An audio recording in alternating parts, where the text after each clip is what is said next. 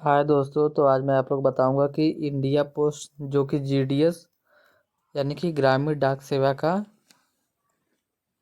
Form आ गया। तो मैं आपको उसका ऑनलाइन फॉर्म बताने जा रहा हूँ कैसे फिलअप होगा। मैं आपको इसका नोटिफिकेशन पहले ही बता चुका हूँ पिछली वीडियो में। यदि आप लोगों ने नहीं देखा है कितना पोस्ट है और सब क्या क्या उसमें लिमिट है, कितनी एज लिमिट है और क्या क्या क्वालिफिकेशन है, तो मैं आपको उसका लिंक दे दूँगा। आप वहाँ से पहले देख कर इसको अपना फॉर्म फिल करिएगा। सबसे पहले अपने क्रोम ब्राउज़र में आप इंडिया पोस्ट जीडीएस सर्च कर लेंगे। जैसे ही सर्च करेंगे तो आपको एक परा लिंक ओपन होगा, इंडिया पोस्ट जीडीएस।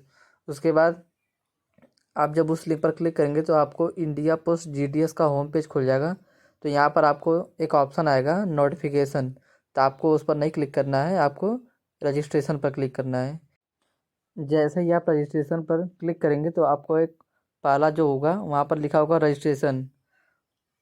उसके बाद आपको नीचे वहाँ पर लिखाएगा फॉरगॉट रजिस्ट्रेशन। यदि आपका रजिस्ट्रेशन जो आपका नंबर है वो खो गया है तो आप उसे फॉरगॉट करके पा सकते हैं। नहीं तो आप फ्रेश अगर कर रहे हैं तो आप ऊपर से रजिस्ट्रेशन करेंगे। तो आपको रजिस्ट्रेशन पर क्लिक करना है।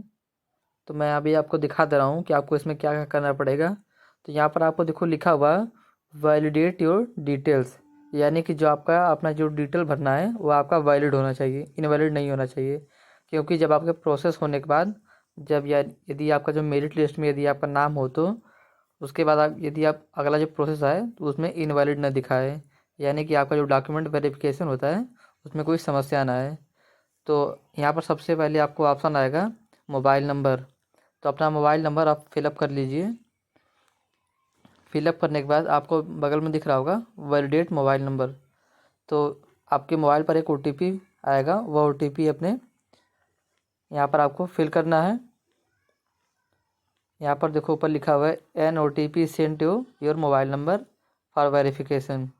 तो मैं अपना यहाँ पर ओ टी पी फिलअप करके इसको सबमिट कर दूँगा। तो मेरा मोबाइल नंबर वेरीफाइड हो जाएगा। तो आपको अपना ईमेल आईडी व मोबाइल नंबर दोनों वेरीफाई करना पड़ेगा सबसे पहले, क्योंकि इस यदि इससे संबंधित कोई भी आपको नोटिफिकेशन आएगा तो आपके मोबाइल पर सीधे आपको मिल जाएगा। तो मेरा मोबाइल नंबर वेरीफाई हो चुका है। मैं अपना अगला स्टेप है जो सेकंड वाला वह ईमेल है। तो आप अपना ईमेल आईडी वैलिडेट कर लीजिए। तो आप इसे सही से टाइप कर लीजिए। तो मैं अपना ईमेल आईडी मैं फिलअप करके इसको वैलिडेट कर देता हूँ। तब तक आप लोग अपना भी कर लीजिए।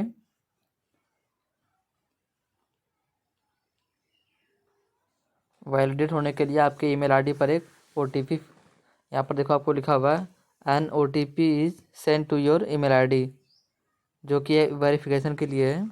क्योंकि इससे संबंधित यदि कोई आपको जानकारी आएगी तो आपके ईमेल आईडी पर वह भेज दी जाएगी। तो मैं अपना ईमेल आईडी का जो ओटीपी आया है मैं इसमें फिलअप करके इसको सबमिट कर दे रहा हूँ।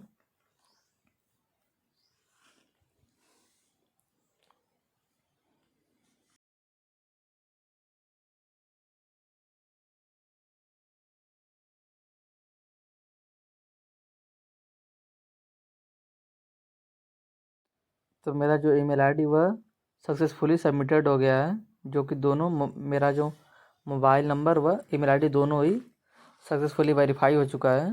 तो यहाँ पर आपको दिख रहा होगा तीसरा सेक्शन में एप्लीकेंट नेम, जो कि आपको तीसरा सेक्शन में दिख रहा होगा एप्लीकेंट नेम, यानी कि जो यहाँ पर देखो आपको लिखा हुआ है as per the secondary school pass certificate, यानी कि जो आपकी 10 की यानी 10th की मार्कशीट में है वही आप इस पर मेंशन कीजिएगा। आप लोग एक चीज़ ध्यान रखना कि आपका जो आधार कार्ड का यानी कि जो आपके आधार कार्ड पे आपका नाम है वह आपके 10th की मार्कशीट पे भी समान रहना चाहिए, क्योंकि यह वेरिफिकेशन के वक्त दिक्कत होती है उसमें। इसलिए अपना जो 10th की मार्कशीट और आधार कार्ड का नाम है दोनों सेम रहना चाहिए। तो इसके बाद ये आपको वहाँ पर लिखा हुआ father's name slash mother's name as per the secondary school pass certificate, यानी कि जो आपके 10th की मार्कशीट पर है वही अपने पिताजी का नाम लिखिए या माताजी का नाम लिखिए। तो मैं अपने आप चाहे दोनों में से चाहे जिसका भी नाम लिख सकते हैं, चाहे फादर्स का चाहे मदर्स का। मैं अपने फादर्स का नाम लिखूँगा, फादर्स नेम। तो इसके बाद आप लोग अपना डेट ऑफ बर्थ फिल कर लीजिए।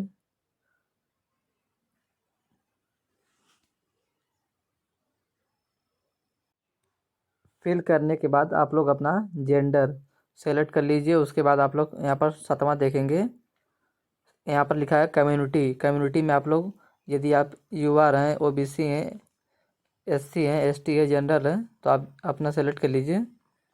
उसके बाद आप यहाँ पर लिखा हुआ है circle in which secondary school pass, यानी कि आपने जहाँ से हाई स्कूल यानी कि 10th पास किया हो, आप वहाँ का, यानी आपने जिस राज्य से भी अपना 10th पास किया हो अपना उसमें, तो आप अपना राज्य सेलेक्ट कर लीजिए जहाँ से आपने 10th पास किया हो।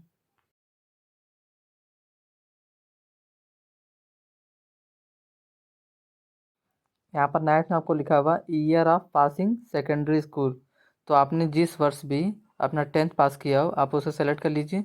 उसके बाद अपना कैप्चा फिलअप करके यहाँ पर आपको सबमिट कर देना है।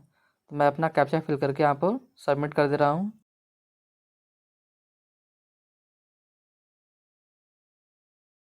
जैसे ही आप सबमिट करेंगे तो आपको ऊपर लिखा हुआ first stage of registration is completed, please continue filling the details for registration, तो इसको आप कंप्लीट कर लीजिए। तो यहाँ पर मैं आप ओके करके यहाँ पर आपको कंटिन्यू कर रहा हूँ। तो आपका जो पहले डिटेल आपने फिल किया होगा वो आपको शो करेगा। फिर आपको यहाँ पर नीचे थोड़ा जाएंगे, स्क्रॉल करेंगे तो आपको यहाँ पर ऑप्शन आएगा please continue filling your detail below, यानी कि नीचे आपका जो उसको आपको कंटिन्यू करना है, यानी कि आपको उसमें जो जो डिटेल बचा हुआ है उसको आपको भरना है। तो जो आपका 10th वाला है आधार नंबर, तो मैं अपना यहाँ पर आधार नंबर फिलअप कर ले रहा हूँ।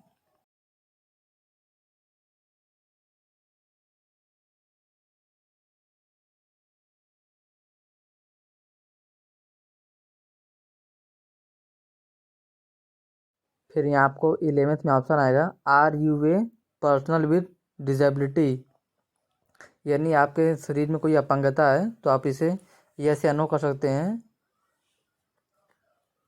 फिर आपका जो 12th है कि आपने कौन सी भाषा 10th में पढ़ी है, तो यानी कि आपने कौन सी जो लैंग्वेज है आपने 10th क्लास में पढ़ी है।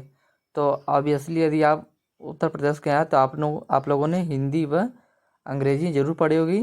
यदि आप किसी और राज्य के हैं, यदि कि गुजरात के हैं तो गुजराती पढ़ी होगी। और अलग अलग राज्य के अलग अलग भाषाएं हैं, तेलुगु हैं, उर्दू हैं, मराठी हैं। तो आप लोग अपने राज्य के अनुसार, यानी कि आप लोगों ने जो 10th क्लास में जो भी भाषाएं पढ़ी है तो आप लोग उसे सेलेक्ट कर लीजिए। तो उत्तर प्रदेश के लोग लगभग हिंदी व इंग्लिश ही सेलेक्ट करेंगे। फिर आपको 13 में ऑप्शन है वेदर एम्प्लॉयड, यानी कि आप कहीं का, यदि कि आप कहीं एम्प्लॉयर हैं तो आप कहीं पर कार्य कर रहे हैं, तो आप यदि कर रहे हैं तो या आप यस पर क्लिक करिए, यदि नहीं कर रहे हैं तो आप नो पर क्लिक करिए। तो आपका 14th ऑप्शन है अपलोड फ़ोटो, तो आपका जो फ़ोटो है वह जेपीजी यानी कि जेपीजी फॉर्मेट होना चाहिए। और आपका जो फाइल साइज़ है, यानी कि जो फ़ोटो साइज़ है वह 50 KB के अंदर ही होना चाहिए। और आपका जो फ़ोटो है वह 200 DPI का होना चाहिए। और आपका जो डायमेंशन है वह 200 पिक्सल का होना चाहिए। तो मैं अपना फ़ोटो अपलोड कर दे रहा हूँ। आपको याद रहे कि जो आपका फ़ोटो होगा 50 KB से अंदर ही रहना चाहिए। और जो अब इसके बाद जो अगला आपका 15th वाला है वो आपका सिग्नेचर है, जो कि आपका जो सिग्नेचर है वह 20 KB के अंदर ही रहना चाहिए, जो कि 140 पिक्सल का होना चाहिए और यह 200 DPI का होना चाहिए। इसके बाद आप इसे सबमिट कर दीजिए।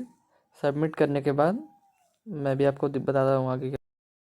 जैसे ही आप पर सबमिट बटन पर क्लिक करेंगे तो आपको एक ओपन पॉपअप खुल जाएगा। तो यहाँ पर अभी आप सबका डिटेल यहाँ पर आ जाएगा, आपके मदर्स या फादर्स नेम, आपका एप्लीकेंट नेम यानी आपका नेम, आपका ईमेल आईडी, आपका mobile number, date of birth, gender, community, सब कुछ यहाँ पर आपको आ जाएगा। तो आपको एक बार सब कुछ चेक कर लेना है। चेक करने के बाद आपको यहाँ पर आई हियर बाय डिक्लेयर यानी डिक्लेरेशन पर आपको टिक कर देना है। जैसे आप डिक्लेरेशन पर टिक करने के बाद आपको यहाँ पर सबमिट का ऑप्शन दिख रहा है, आपको सबमिट कर देना है। यदि आपका कोई उसमें गलत दिखा रहा है तो आप उसे कैंसिल करके उसको रिकरेक्शन भी कर सकते हैं। तो यहाँ पर आपका जो रजिस्ट्रेशन है वह कम्प्लीटली सक्सेसफुली हो गया है। तो आपका जो रजिस्ट्रेशन नंबर है आप इसे नोट कर लीजिए, यह आपके आगे काम आएगा। ऐसे आप स्क्रीनशॉट ले सकते हैं या आप इसे नोट कर सकते हैं कहीं पर, या वैसे आपके जो रजिस्ट्रेशन नंबर है आपके मोबाइल पर मैसेज आ जाएगा। तो मैं बताता हूँ आपको आगे क्या करना है। अब आपको कंटिन्यू टू अप्लाई करना है। तो यहाँ पर आपको अपना राज्य सेलेक्ट करना है, सर्कल। तो यहाँ पर आपको दिखा रहा होगा वेरिफिकेशन डिटेल। तो यहाँ पर आपको आप जिस राज्य से हैं, यानी कि आप जिस राज्य से अप्लाई कर रहे हैं फार्म, या आप जिस राज्य से अप्लाई करना चाहते हैं, आप उस राज्य पर क्लिक कर दीजिए। क्लिक करने के बाद आप सबमिट पर क्लिक कर दीजिए।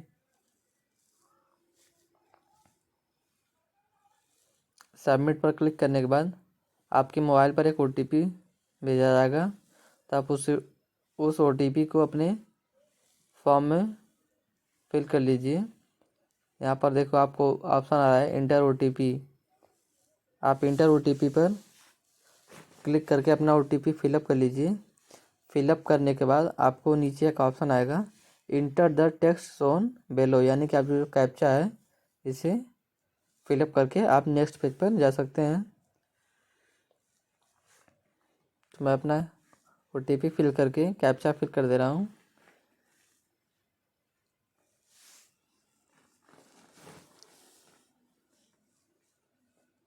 यहाँ पर आपको नेक्स्ट पर क्लिक करना है।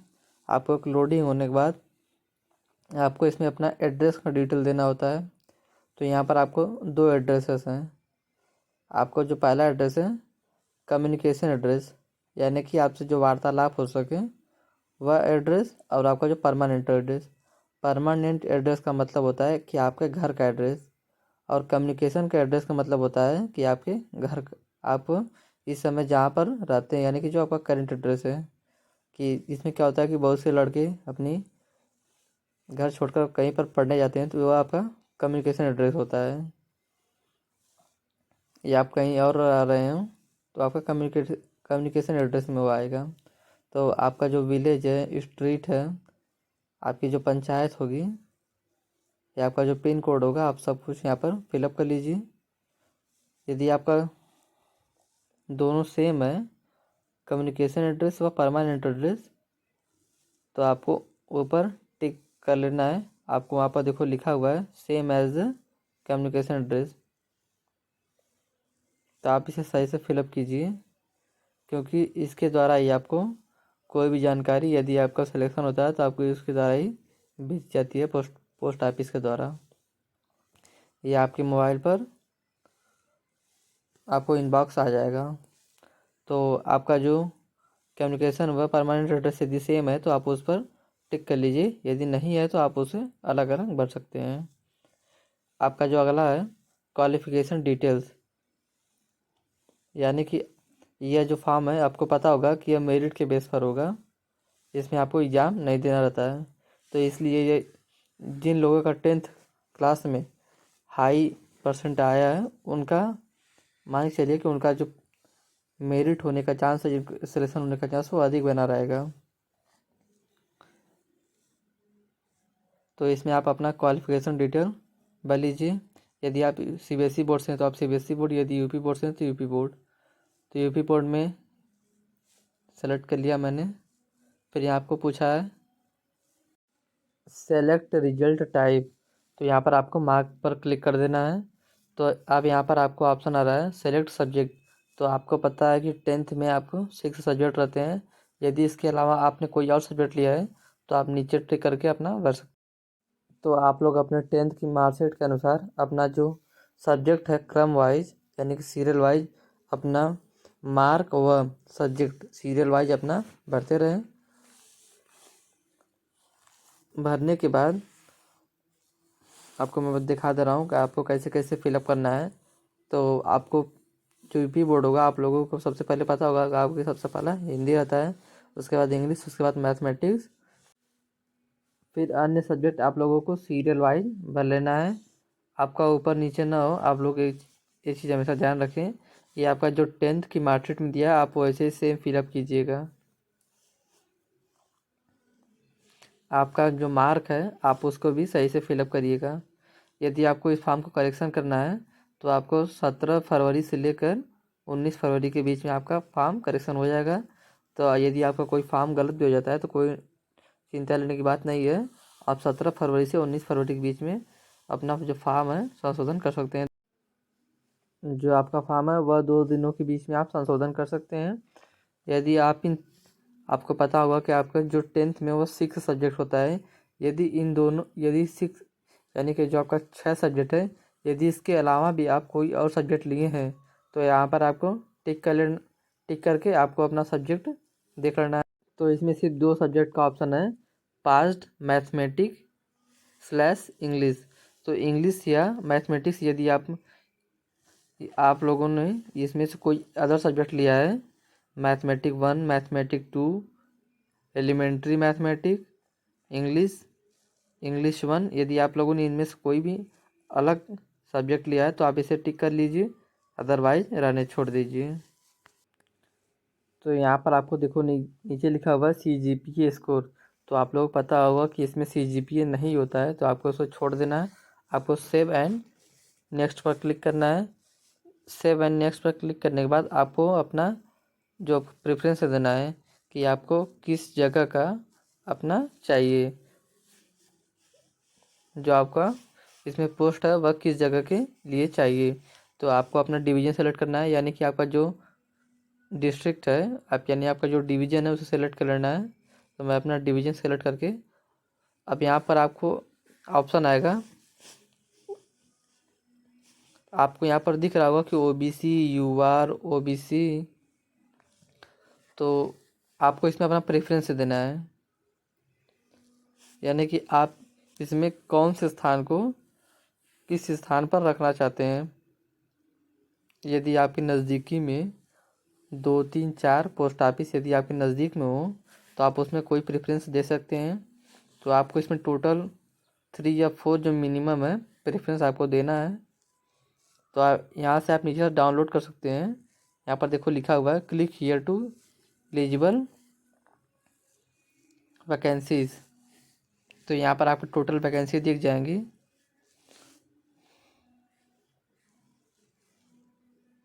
आप वहाँ पर जा सके देख सकते हैं। तो आप अपने जो नियर बाय जो लोकेशन है, जो नियर बाय पोस्ट ऑफिस हैं, तो आप उनका जो प्रेफरेंस दे सकते हैं। तो मैं अभी आपको अपना प्रेफरेंस देकर दिखा रहा हूँ। आपको प्रेफरेंस में जैसे आपको मान लीजिए कि कोई आपका नज़दीकी जो है, जो सबसे नज़दीकी है आप उसे 1 लिख दीजिए। यदि उसे थोड़ा जो दूरी पर है उसको आप 2 लिख दीजिए। तो आपको ऐसे ही करके 3, 4 प्रेफरेंस देना रहता है। तो मैं अभी आपको करके दिखा दे रहा हूँ। देखो जैसे मैंने पहले वाले पर लिखा 1, अब जो सेकंड वाला है उसको मैं 2 लिख दूँ। तो मैंने देखो ऐसे प्रेफरेंस लिया है, मैं अभी आपको दिखा दे रहा हूँ।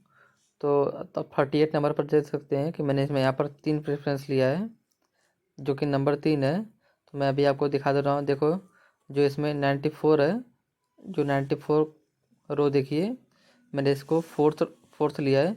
और आप एक बात ध्यान दीजिए, यह जो पोस्ट है आप सिर्फ OBC के लिए, मतलब कि आप यहाँ पर जब कोई सेलेक्ट करें या जब कोई प्रेफरेंस देते तो आप अपना कैटेगरी के हिसाब से ही करें। तो मैं अपना OBC के लिए कर रहा हूँ। तो यहाँ पर जो देखो यहाँ पर UR लिखा है, तो UR वाले सिर्फ UR पर क्लिक करेंगे, SC वाले सिर्फ SC पर क्लिक करेंगे। तो अपना जो प्रेफरेंस देखकर अपना जो प्रेफरेंस है वह ध्यान से दें। तो मैंने अपना प्रेफरेंस क्लिक कर लिया है। तो आप यहाँ पर आपको डिक्लेरेशन करना है। तो डिक्लेरेशन करके आपको यहाँ पर सेव एंड प्रोसीड पर करना है। सेव एंड प्रोसीड करने के बाद आपको लोडिंग होगा। लोडिंग होने के बाद आपको यहाँ पर आपको दिखाई देगा your data is successfully verified, या सक्सेसफुली हो गया है, कंप्लीटेड हो चुका है। तो यहाँ पर आपको ओके करना है। ओके करने के बाद आपको यहाँ पर जो आपका पेमेंट करना है। तो यहाँ पर आपका जो लिखा हुआ है, यदि आपकी जो फीस यदि एक बार कट गई तो वह दोबारा आपको रिफंड नहीं होगी, यानी कि आपको दोबारा मिलेगी नहीं। तो इसलिए अपना जो पेमेंट है वह थोड़ा ध्यान से करिए। तो मैं यहाँ पर ओके करके अपना जो 100 रुपये का फ़ीस है वह पेमेंट कर दे रहा हूँ।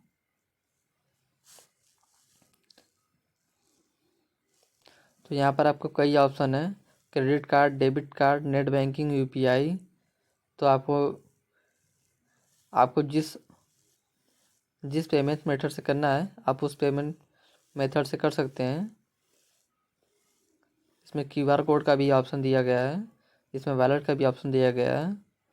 जिसके पास जैसी सुविधा हो वह उस सुविधा के अनुसार कर सकता है। तो मैं अपना डेबिट कार्ड के द्वारा अपना पेमेंट कर ले रहा हूँ। उसके बाद मैं आपको दिखा दूंगा कि आपको कैसा प्रिंट है। तो मैं अपना डेबिट कार्ड का डिटेल क्लिक करके तो मैं अपना पेमेंट करके अभी आपको दिखा दे रहा हूँ कि जो इंडिया पोस्ट जीडीएस का जो प्रिंट आउट है वह कैसा है और आपको उसमें प्रेफरेंस दिखता है कि नहीं। मैं अभी आपको सारा डिटेल बता दूंगा।